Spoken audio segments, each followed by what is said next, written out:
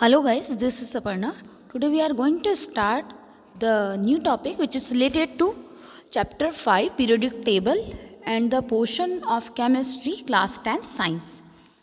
The topic is achievements of the Mendeleev's periodic table. While developing the periodic table, there was a few instances where Mendeleev had to place an element with a slightly greater atomic mass before an element with a slightly lower atomic masses.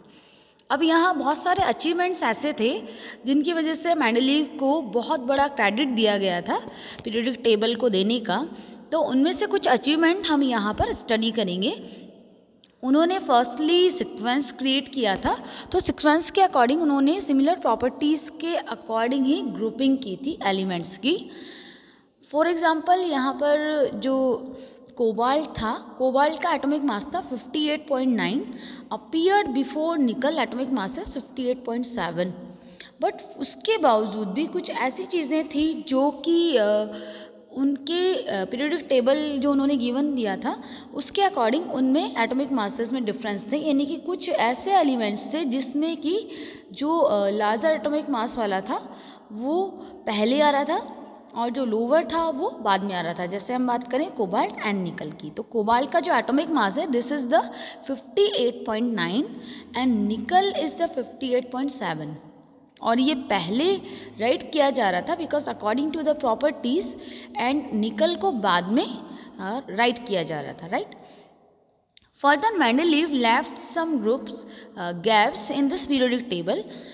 Main जो इन्होंने सबसे बड़ी चीज़ की थी वो था एक position देना। यहाँ पर जो डिस्कवर नहीं हुए थे एलिमेंट्स उन सभी को एक पर्टिकुलर प्लेस प्रोवाइड कर दिया गया था बाय द मेंडलीव। उन्होंने कुछ गैप्स छोड़ दिए थे पीरियोडिक टेबल में, जिसकी वजह से जब वो फ्यूचर में डिस्कवर हुए एलिमेंट तो बिना किसी डिस्टर्बेंस के उनको रखना फाइनली बहुत ही ईजी हो गया था। Instead of looking upon these gaps as defect, Mendeleev boldly predicted the existence of some element that had not been discovered at that time. Mendeleev ने ये प्रिडिक्ट कर दिया था कि आने वाले फ्यूचर में ये कुछ एलिमेंट्स हैं जो कि अभी डिस्कवर नहीं हुए हैं, ये डिस्कवर होंगे और इनको रखने के लिए उन्होंने पहले से ही प्लेसेस लीव कर दिए थे या गैप्स छोड़ दिए थे। Mendeleev named them by the prefixing a Sanskrit numeral, that is the Ika, to the name of preceding element in the same group, for instance scandium, gallium and germanium. उन्होंने कुछ name दे दिए थे like the eka boron, इका silicon, like that, और बाद में इन्हीं words को यानी कि उन्होंने एक प्रीफिक्स यहाँ लगा दिया था संस्कृत न्यूमरल से, दैट वाज द इका। तो इन्हीं को बाद में जब ये डिस्कवर हुए तो इनको नेम दिया गया, that was the scandium, gallium and germanium. Have properties similar to the eka boron, eka aluminium and the eka silicon. अब इनकी जो प्रॉपर्टीज थी वो सिमिलर थी किससे, यानी कि इका बोरोन जो उन्होंने पर्टिकुलर नेम दिए थे, इका बोरोन, इका एल्यूमिनियम, इका सिलिकन, इन सभी के लिए जो बाद में एक पर्टिकुलर नेम दे दिया गया वो यहाँ पर प्लेस लीव करने की वजह से बहुत ही इजी वे में हो गया था। इनका नेम अब जो है वो है scandium, gallium and germanium. The properties of the eka aluminium predicted by the Mendeleev and those of the element gallium which was discovered later and replaced eka aluminium are listed as follow.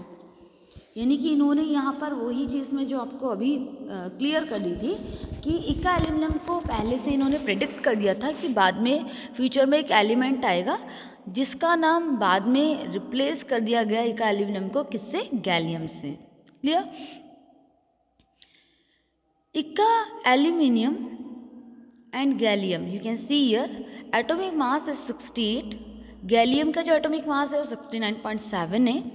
Formula of oxide that was given by the Mendeleev E2O3, and the formula of gallium oxide, this is the Ga2O3, right? Similar formula of chloride, this is the ECl3, and the gallium is gallium chloride, the formula is GaCl3. So all things are similar. This provided convincing evidence for the both the correctness and usefulness of the Mendeleev's periodic table। तो ये बहुत ही बड़ा एक ऐसा evidence है जिसके according हमें clear होता है कि जो उन्होंने पीरियोडिक टेबल दिया था वो बहुत ही यूज़फुल रहा और बहुत ही करेक्शन के साथ उसमें वर्क किया गया था। It was the extraordinary success of Mendeleev's prediction that led chemists not only to accept his periodic table but also recognize him as the originator of the concept on which it is based। और इसी reason से जो कि उन्होंने predictions दे दिए थे बहुत सारे, जो मोस्ट ऑफ साइंटिस्ट हैं उन्हें एक पर्टिकुलर रिकॉग्निशन मिला कि ये पीरियोडिक टेबल के बेसिस जो कॉन्सेप्ट्स हैं उनके ओरिजिनेटर भी ये ही थे। Noble gases like the helium, neon and argon have been mentioned in many a context before this. बहुत लंबे टाइम के बाद या काफ़ी ईयर्स के बाद हम बात करें तो नोबल गैसेस को इन्वेंट किया गया था, यानी कि तब तक नोबल गैसेस जो हैं वो डिस्कवर नहीं हुई थी। These gases were discovered very late because they are very inert and present in extremely low concentration in our atmosphere। ये जो गैसेस थी जिनको कि हम इनर्ट गैसेस या नोबल गैसेस के नाम से जानते हैं, उन गैसेस की डिस्कवरी काफ़ी लेट हुई थी। उसका रीज़न था कि ये बहुत ही ज़्यादा इनर्ट थी, यानी कि किसी के साथ रिएक्ट नहीं करती थी। सेकेंड थिंग, इनका जो कंसंट्रेशन था वो बहुत ही एक्सट्रीमली लो था एटमॉस्फेयर में, तो उनको डिस्कवर करने में बहुत ज़्यादा ईयर्स लग गए थे। बट मेंडेलीव ने इन सभी गैसेस के लिए प्रिडिक्शन दे दिया था और इन्होंने एक सेपरेट ग्रुप प्रोवाइड कर दिया था जिसको कि ज़ीरो ग्रुप से नाम से भी जाना जाता है।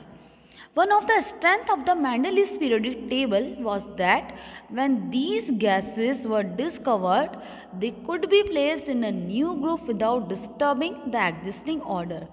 और ये भी बहुत ही बड़ा एक अचीवमेंट था कि पीरियोडिक टेबल में जो ये गैसेस जब डिस्कवर हुई तो बिना किसी डिस्टर्बेंस के इन्हें एग्जिस्टिंग ऑर्डर में प्लेस कर दिया गया था, राइट।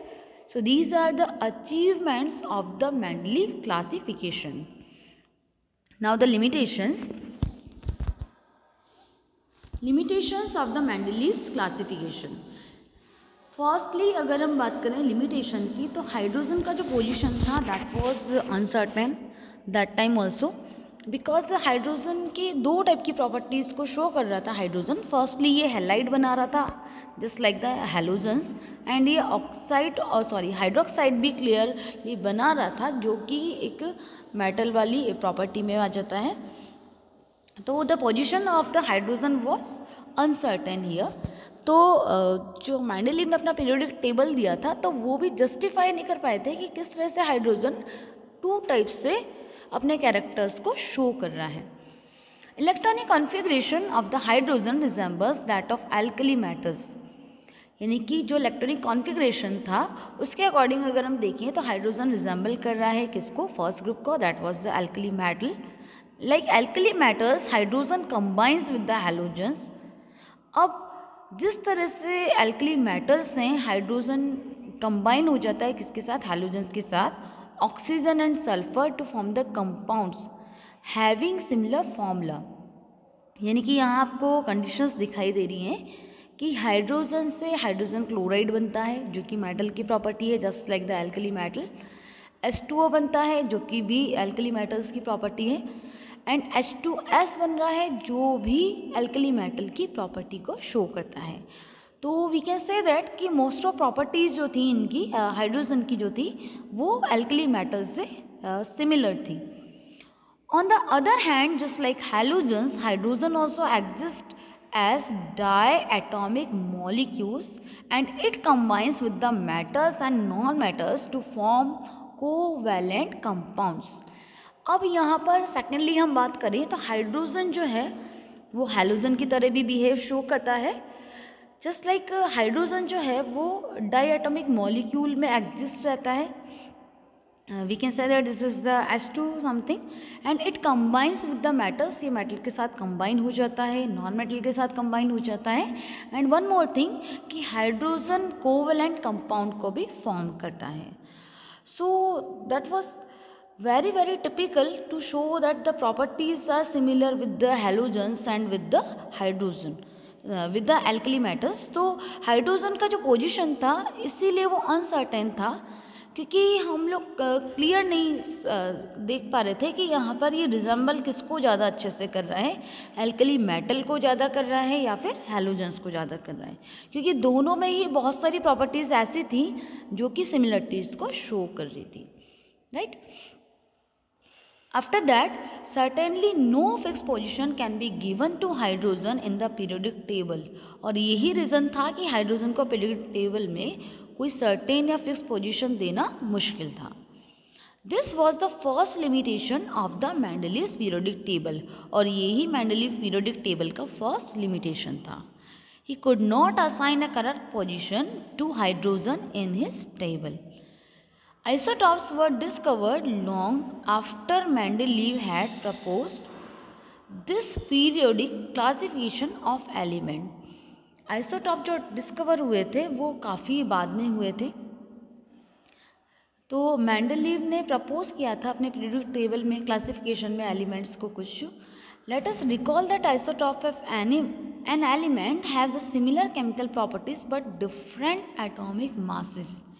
आइसोटॉप उस टाइम तक डिस्कवर नहीं हुए थे, बट इसके बावजूद भी मेंडलीव ने कुछ ऐसे एलिमेंट बताए थे जिनमें की प्रॉपर्टीज़ जो थी, यानी कि जो उनकी केमिकल प्रॉपर्टीज़ थी वो सिमिलर थी, बट उनके एटॉमिक मासेस जो थे वो डिफरेंट थे. Thus isotopes of all elements posed a challenge to Mendeleev's periodic law.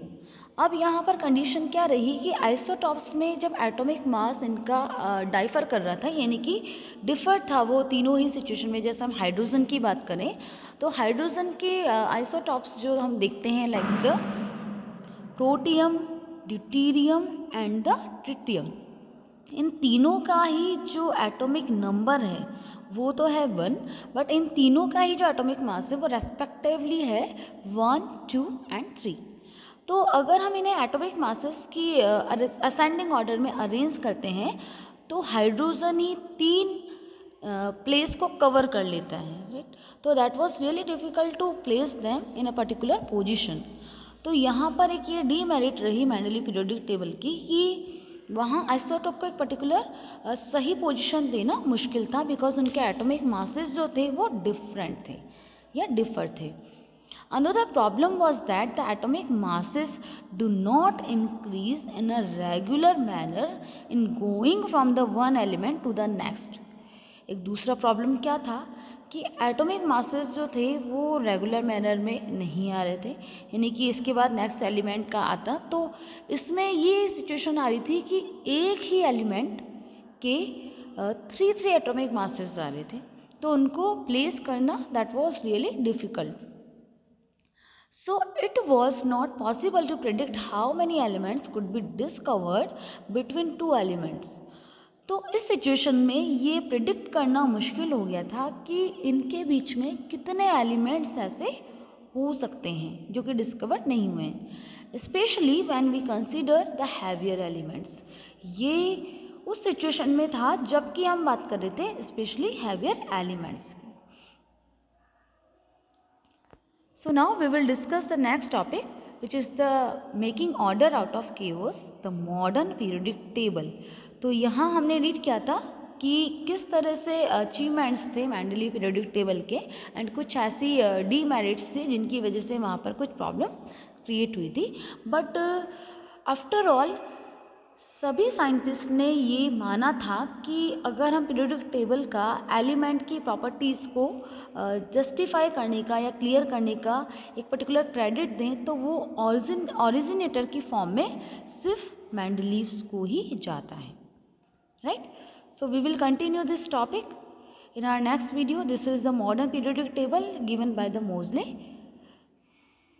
So just thank you for being with me.